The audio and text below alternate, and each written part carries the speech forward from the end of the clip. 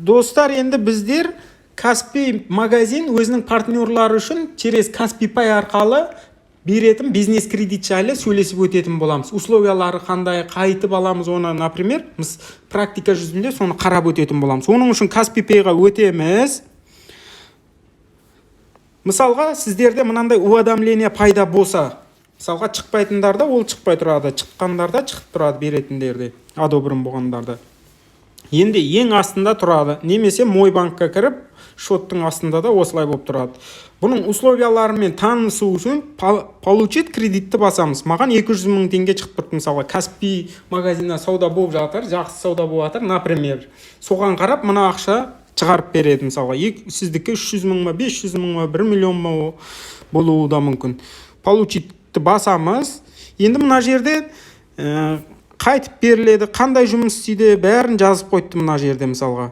Енді біздер кредитный калькуляторды басамыз есептеу үшін. Мысалға 200 000 шығып тұрды, 100 000 беріледі екен, 150 000 беріледі екен, 200 000 беріледі екен. Енді мысалға мен 200 000 алдым деп есептейтін болсақ, от продажа Каспи KZ дейді 21-де 2% ұстайды екен, 200 000-дан, күнделікті саудадан. Мысалға күнделікті саудадан сондай ұстайды екен. Переплата 6 айға 17 788 болады екен. Если 6 айға дейін алып барсаңыз осы ақшаны, может магазиніңізде сауда болмай қалды ма, бір нәрсе болып қалса, мысалға 6 айға дейін созылып кетсе, осындай болып қалады. Енді каждый айда 4980, 4201, міне ай сайынғы мына переплаталарын жазып қойды. Ай сайынғы переплата. Мынау общие 17788. Мынау ай сайынғы ұстаған переплаталары.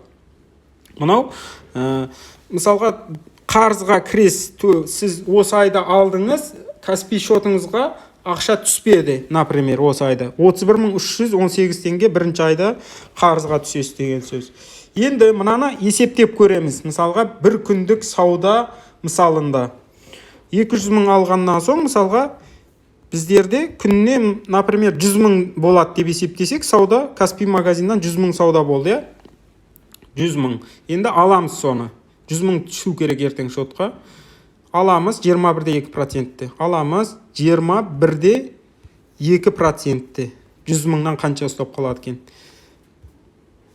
Кешіресіздер.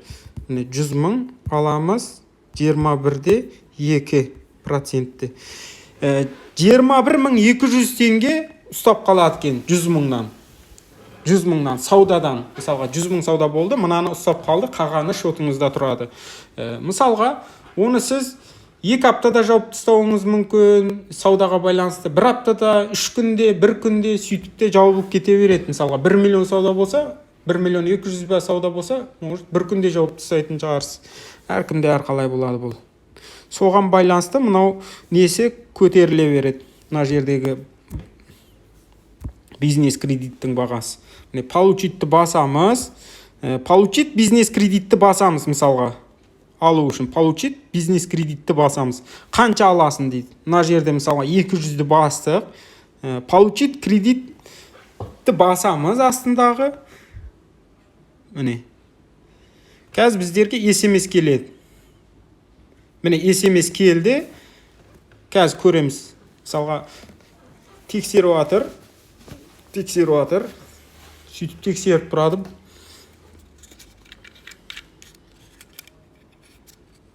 Яғни ар жағына уведомление келді.